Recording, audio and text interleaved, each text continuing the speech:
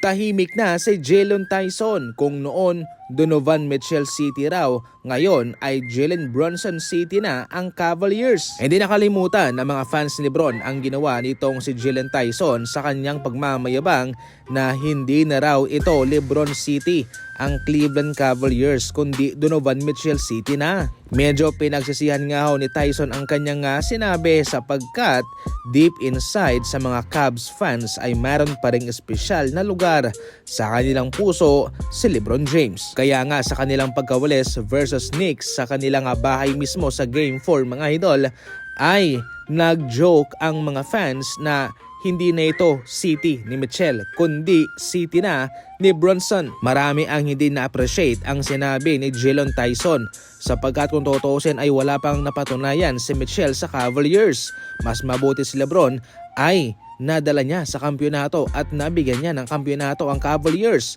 Pero si Mitchell ay wala pang napapatunayan. Kaya so far, kung tutuusin, ito ho'y LeBron James City pa rin. Ngayon tahimik itong si Tyson mga idol. Kung noon maingay, ngayon ay parang pipe. Wala nang masabi.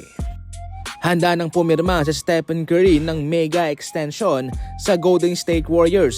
Alam nyo ba na pwede na nga hong pumirma ng nasa $136 million na extension sa Stephen Curry sa loob ng 2 taon sa Golden State Warriors. At ang kontratang ito ay ang magpapasahod sa kanya ng pinakamalaki, pinakamataas sa kanyang buong career sa Golden State. Sa unang taon, siya ho'y sasahod ng nasa $65.7 million. At sa panghuling season, siya'y sasahod ng $71 million.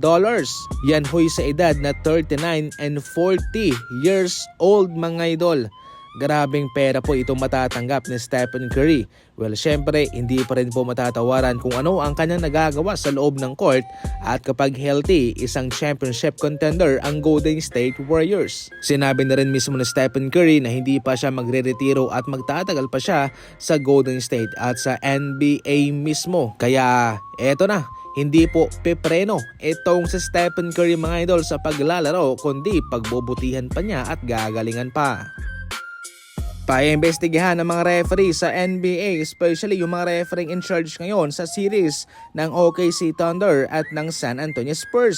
Mas marami pa ang nagdududa sa ginagawa sa ngayon ng mga referee sa mga tawagan laban sa Spurs na para bang kanilang pinapanigang tuluyan itong OKC Thunder. Sa larawang ito ay nakikita nating nakangiti itong si Tony Brothers kay Lu Dort mga idol nang hindi po tawagan ng referee ng goaltending ang kanyang ginawa kay Luke Hornet. Nagngitian ang dalawa na para bang hindi sila nasa national televised game, na para bang wala silang pakialam kung ano ang iisipin ng mga tao, na para bang nag-e-enjoy pa sila sa kanilang ginagawa mga idol. Bilang isang referee ay hindi mo ito dapat ginagawa. Ang ngumiti, nako, bawal po yan sapagkat kung tutuusin ay unbiased ang mga referee. Wala silang pinapanigan sana pero dito sa kanilang ipinapakita ay para bang kanilang ipinapalabas sa mga tao na akala nila tatawagan ko yon pero hindi. Nandito lang yun Eto, tinuro pa nga ni Tony Brothers ang kanyang kamay. Para sa mga fast break updates at usapang basketball, tumuto ka lang. And as always, thank you for watching.